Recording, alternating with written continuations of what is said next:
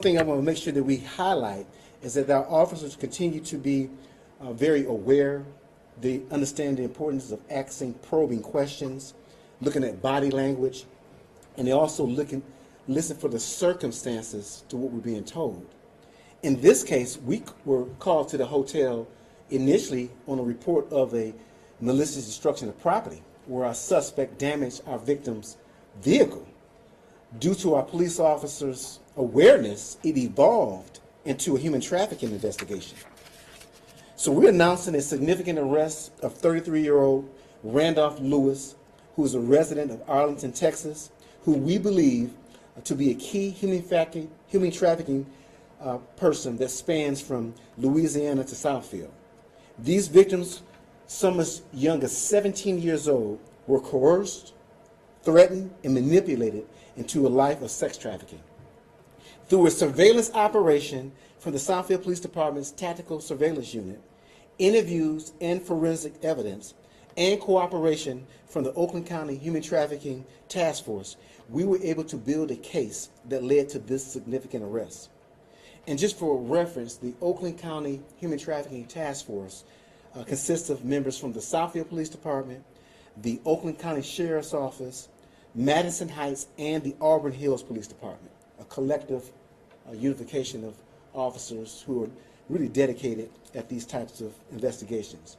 So on Monday, July 21st, at approximately 3 a.m., Southfield officers were dispatched to 26111 Telegraph at the Quality Inn Hotel on a report of a domestic disturbance involving the malicious destruction of property where a vehicle was damaged.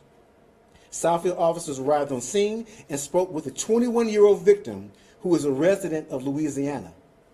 The victim informed officers that Randolph Lewis broke her windshield because she didn't get him the food that he requested. So I'd imagine he sent her out to get some fast food, and the order wasn't what he desired. Lewis took the victim's property that was inside of the hotel room, damaged her vehicle, and she was highly upset about the way that she was treated, and stated to our officers that he stated to her he was not going to repair the damage to the windshield, and she would like to pursue criminal charges. And this is where the police officers began their probing. The victim stated that our suspect was staying in the hotel. When our officers responded to the room, he was already had fled the location, and there was no answer at the door. The victim further stated that Lewis had rented multiple rooms. So this was a trigger. He rented 3 rooms at the Quality Inn, which is an alarming indication of human trafficking. Southfield officers quickly determined that this was suspicious for Lewis to have access to 3 hotel rooms. The victim told officers that she planned to drive back home to Louisiana that evening. Our officers began to interview our victim about her relationship with Lewis. The victim's body language indicated that she was frightened and caught off guard by our officers' questions and initially denied being trafficked. The victim wanted to get her belongings and just travel back to Louisiana. However, she disclosed that she had been taken from Louisiana and brought to Michigan by Lewis. The victim advised that there was another female who was involved with Lewis as well. However, when we made contact with that victim, she was uncooperative. What our investigation revealed, the victim was unaware that she was in the state of Michigan at the start of the interview. The victim stated that she had been trafficked by Lewis for approximately 1 year and that the two met in Louisiana. The two would travel back and forth between Louisiana and Dallas twice per month. The victim admitted to being trafficked in both states, and prior to arriving in Southfield, she spent 3 days in Chicago. Prior to the Chicago trip, she spent 3 days in St. Louis. The victim advised officers that the reason they left Louisiana was because another woman being trafficked by Lewis called the police, which prompted him to flee the state. The local police department in Louisiana, they are aware and they are authorizing charges as we speak for Lewis, and we do expect those charges to be forthcoming. The victim stated that in the past year of being trafficked by Lewis, there's approximately 10 other victims which she was unable to provide us with information or their contact information. Detectives are actively working to identify those other victims. The victim stated that Lewis has assaulted her multiple times, which resulted in her sustaining minor injuries. The victim further stated she was forced to have unconsensual sex with Lewis at least 2 times in the past year. The victim would say no. However, Lewis would ignore her requests and engage in intercourse with her anyway. These incidents did not occur in Michigan. The last incident occurred about 5 months ago in the state of Louisiana. The victim would fight Lewis to prevent the sexual assaults from occurring. She would give up after becoming fatigued or succumb to the sexual assault. Lewis has prevented our victim from leaving in the past and has used other means of manipulation, such as taking her property to control her. The victim had been staying at the Quality Inn for 3 to 4 days and has been seeing multiple clients over that span of time at the hotel. The victim advised that her services were being advertised on a commercial sex site via the internet and these sex apps. The victim stated that Lewis would take her earnings and that she would not be allowed to have money that she would receive from her clients. So we conducted a search warrant on the 3 hotel rooms at the Quality Inn. As a result, our detectives were able to discover items consistent with human trafficking, such as sex toys, sexual lubricants, and condoms. We also seized electronic devices such as phones and tablets that, again, we're going to examine to determine their relationship with human trafficking, which we believe we're going to find some significant information on those electronic devices. So as a result of our investigation, the Oakland County Prosecutor's Office has authorized the following charges on Randolph Lewis, again 33 years old, resident of Arlington, Texas. Count 1, human trafficking, enterprise resulting in injury, commercial sexual activity. Count 2, prostitution, accepting earnings. Count 3, computers used to commit a crime. Count 4 and 5, criminal section conduct, assault with intent to commit sexual penetration. He received a $300,000 bond, cash, GPS tether upon release. His next court date is scheduled for August 4th at 8:30 a.m. Before Judge Deborah Nance. We also know, again, that there is charges forthcoming out of the state of Louisiana. We looked at his criminal history. All of his crimes on record occurred in the state of Louisiana. He has a history of domestic assault and battery, theft, trespassing, burglary, and again, malicious destruction of property. And those cases are also pending out of Louisiana. Right now, our primary concern is the well-being and safety of the victims involved in this, and we're going to ensure that we do all we can by way of working with some of our advocacy groups and some of our other organizations to make sure they get the care that they need, certainly housing if available, and also counseling that these services often provide. I'm going to show you a video of the arrest. I'm going to show you a portion of the interview that the responding officers did the night of our investigation, just to give you a glimpse of what our victim was saying during that interview. Certainly we're going to have her completely blocked out to secure her identity. But the most important video I'm going to show you is a video of our suspect while he's in our lockup injured himself. And what I'll tell you, when these suspects injure themselves in police custody, they do it for a number of reasons.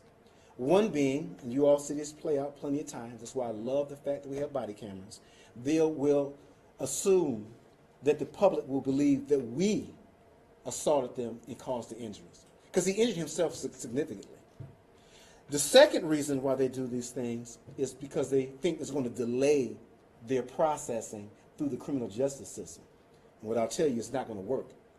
Although he's been in the hospital since the day of this incident, because again, he injured himself right away, head injuries. He's going to still be processed. He's still been arraigned. And soon as the medical staff at the hospital determine that he is free to be discharged, he's going to be remanded to the Oakland County Jail. So again, I'm going to be doing him a favor when I show this video, because I'm going to prevent him from filing a false police report, which will be additional charges. So that's a gift I'm giving our suspect. So at this point, if we can show the first video. Again, it's a video. We can lower the lights a little bit. And remember, all this information I'm going to give to you on a thumb drive. But this is an interview the evening, 3 o'clock in the morning, of our victim as she's talking to responding officers. So you known her for a year, you lived this for a year. So when you were down in Louisiana and then you came, like, you met him down here and you brought you up here. Is that what happened? I'm just trying to get, like, that time frame. Okay. Are you free to leave? If you want to leave right now, can you leave?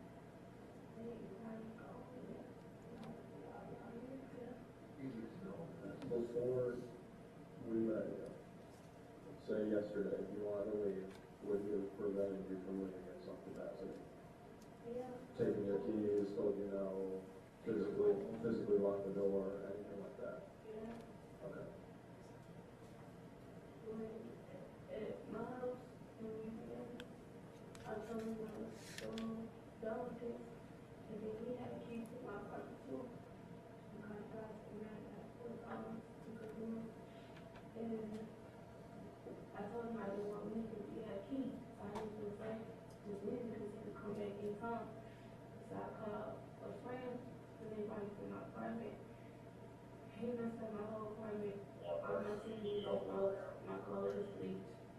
That he just. Anything for us to tell me when you leave? Anything for us to tell him to leave? He just back and killed. Previously, what did he try to hurt me to tell you? Because I talked to him and God. Okay, so this gives you a snapshot of her really talking about being forced into this lifestyle. Next video. This is a video of us taking the suspect into custody at the hotel.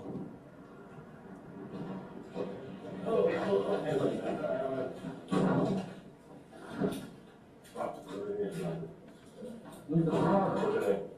Huh? What's your name? Man, you what's the problem? What's the problem? Spread your feet. Spread your feet. What's that again? Right? What's your arm? What's the problem? What's your leg? What's the problem? What is your leg? What's your leg? Okay. The next video is him assaulting himself in the cell block inside of the Southfield police station.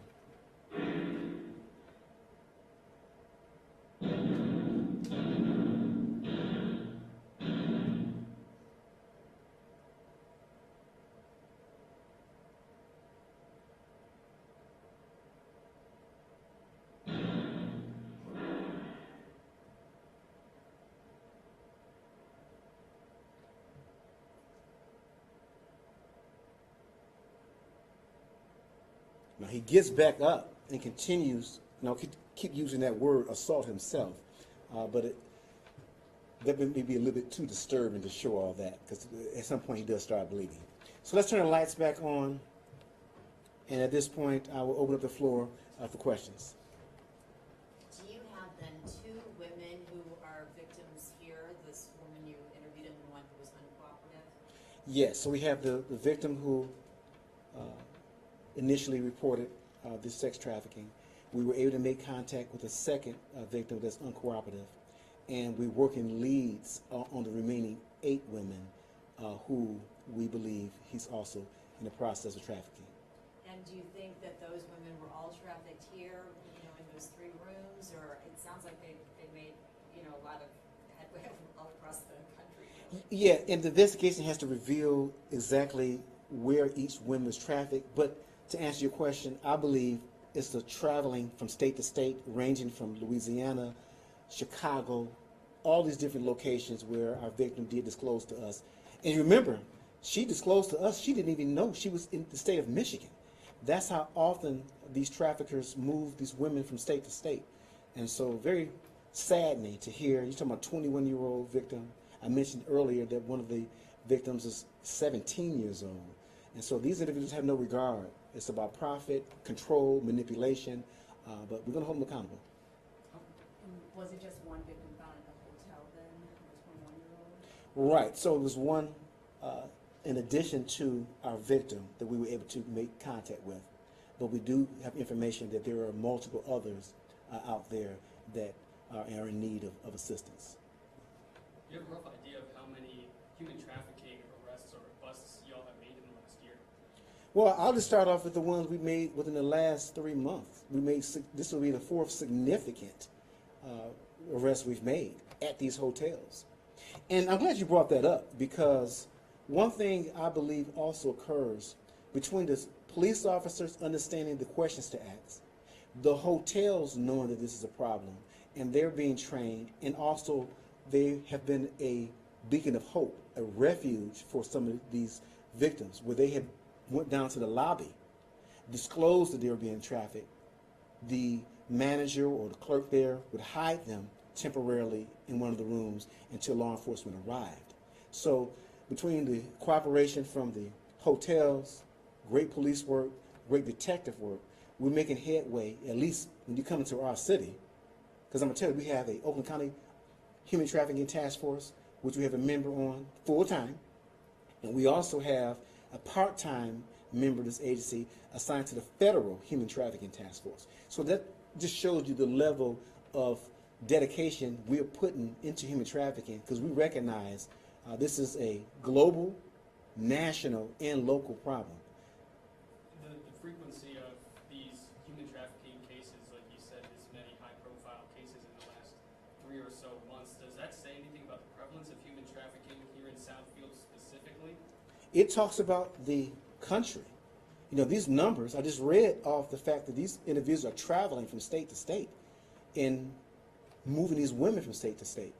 When you look at Oakland County as a whole, even going into Wayne County, there's a lot of hotels. Southeast Michigan is very different from, we say, the northern part of Michigan. A lot more activity, a lot of things going on. So they use these type of platforms. Generally, they like to stay within the vicinity of a major city, operate in either the major city or the suburbs of the city.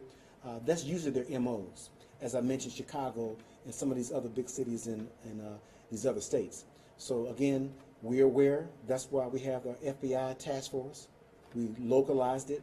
Certainly we'll continue to shout out Sheriff Michael Bouchard for initiating the Oakland County Human Trafficking Task Force, which we are a part of. So again, we're going to continue our work. We're going to continue our investigations, but more importantly, we're going to continue rescuing women who are victims of these traffickers.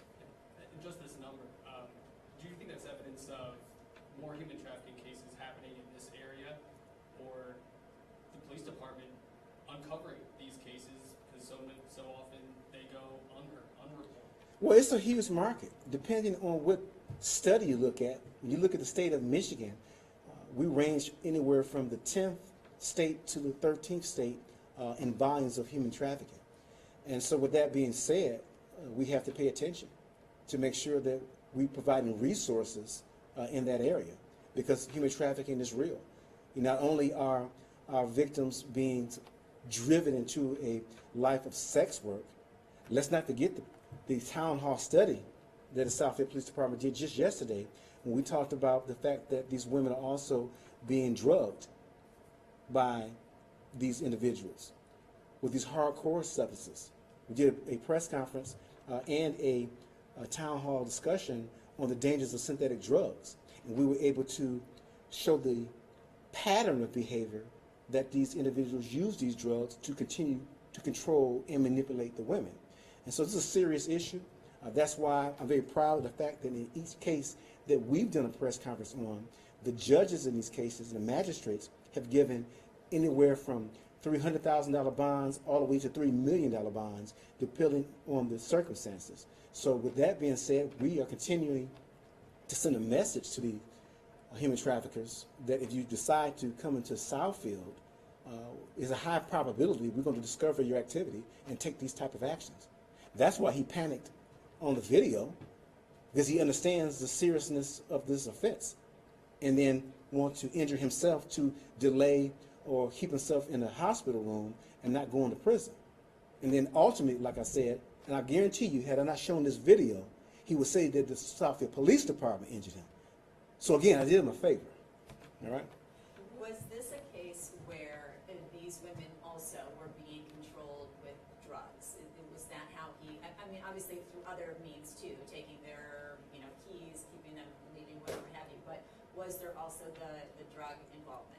So we didn't find any narcotics in these rooms.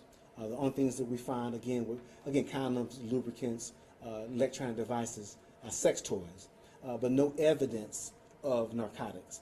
Not to say it's not happening, because again, you're talking about 8 to 10 additional women that we were not able to come in contact that left before we arrived. So I wouldn't be surprised, because that is the trafficker's number one control mechanism, is using drugs to control them and manipulate them. Did the victims or the victim that you spoke with indicate that he had an accomplice or accomplices helping him? Yeah, she mentioned that he has affiliates throughout these other states. The evidence suggests that he pretty much travels with this crew of women alone. But he's organized. But again, I think they keep the women rotated through multiple states. They have, again, with their organization, people in positions to receive and transfer Williams and set up dates. It seems like these incidents can go under wraps easily. What more can people in the community do to just report these sorts of incidents? Yeah, another good question, because as you know, sex trafficking and prostitution has changed. It's not the same as it was years ago, where women are necessarily just standing on corners and things like that. The advancement in technology, this crime has moved accordingly to where now a lot of these dates are set up on these apps and on these sites, which make it very difficult for law enforcement to intervene. Therefore, the FBI task force, the Oakland County Human Trafficking Task Force, I didn't give you the name of some of these sites intentionally, because we're going to probe and pay attention and do some operation on these sites. I think I'm giving too many hints out. And so we're going to continue to monitor these sites, take action, put together operations to disrupt this activity. So you asked me about what the community can do. So the community can certainly continue to be aware, pay attention to signs, listen to your loved ones. You never know who may be victimized by this. You see the numbers, 17-year-old, a 21-year-old, basically these are still children. And then now they're going from state to state being human trafficked. So we just ask the community to pay attention when these individuals come into gas stations, truck stops. Call 911 if you see something suspicious. Don't be discouraged because a lot of folks don't necessarily want to talk. Sometimes it just takes the right police officer or right person to get them to have the courage or confidence to tell what they're going through. As in this case, remember, she was just simply going to report that her car was damaged by him, wanted to prosecute him for that, but then go to Louisiana and just be done with it. But through great interview questions, she had the courage and confidence to confide in those officers to help her, which we did. And so now those two victims that you do have contact with, they're with one of the sort of safe houses, one of the human trafficking, survivor groups that house people like this and help them through. Yeah, we always refer them. Sometimes they don't necessarily stay there or want to go. So we kind of encourage them to go when they feel comfortable, let them know the resources are available, not just in Michigan. Certainly when this individual stated that she would like to return back to her home state, certainly resources and what she can do in that state as well were offered. So again, we're going to continue to do the best that we can. This is a problem that's not going to be resolved no time soon. It's a global issue. It's a big demand, a huge market for it. But day by day, case by case, we're going to do what we can to make an impact. Chief, how's the suspect finding these victims? Different ways. I looked at the MO of a lot of the suspects. I'm going to speak generally. They look for women who are vulnerable. They look for women who may, and men too, but generally it's our women who are subjected by this. But they look for individuals who are vulnerable, maybe homeless, runaways are often lured in. Sometimes they find out that a person is in need of money, resources, and so they're able to manipulate them. They also use other women to gain confidence in our victims to lure them in as well. They'll say, hey, let me take you shopping, let me get your hair done, let me get your nails done. And then they're now forced into a life of sex trafficking and prostitution. So it's multiple ways that they carry out these crimes. And again, another great question to put out to the community is being aware of the fact that there are individuals who are predators, who are looking for ways to manipulate our young youth. To follow up on that, what's your message to maybe parents and victims that are scared to speak up to police when they are approached? Yeah, I know it's difficult. Speaking up and coming forth is difficult because what they are mostly afraid of, the fact they're going to face their abuser at some point if the case goes to trial. There are some cases that are settled out of court and they're spared from having to go through a full court process or trial. But the point is to get them out of a lifestyle of sex trafficking. It's dangerous. Not only are they at risk because of the abuser, some of the johns, the drugs, it's a lot of risk involved. And so I would just encourage the community, again, if you know someone who you suspect is being trafficked, ask questions and then seek the resources that are available. All right. Thank you. Thank you.